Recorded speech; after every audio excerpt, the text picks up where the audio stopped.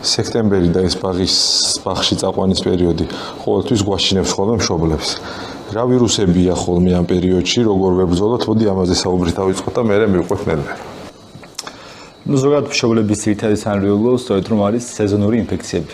სეზონური ინფექციები თავისი არსით რამით განსაკუთრებულ პათოლოგიებს არ წარმოადგენს და რამე ბავშვისთვის ჯანმრთელობის საფრთხის შემცველი ვირუსული დაავადებები როგორც წესი ნაკლებად არის ხოლმე.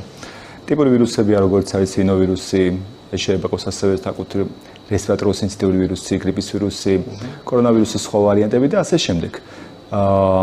როგორც თქვი განმეორდი, ეს ვირუსები ზოგადად არ არის ხოლმე რამით განსაკუთრებული ვირუსები, ხასიათებია ზედა სასუქი გზების ინფექციით, რაც ვლინდება იმით, რომ ბავშვი შეიძლება ჰქონდეს მაგალითად რინიტი, რაც გულისხმობს სურდოს, ცხვირიდან გამონადენს. აქ ასევე შეიძლება იყოს თქვა ყელის ტკივილი, შეიძლება იყოს ხველაც და ასევე შეიძლება იყოს ტემპერატურის მატებაც.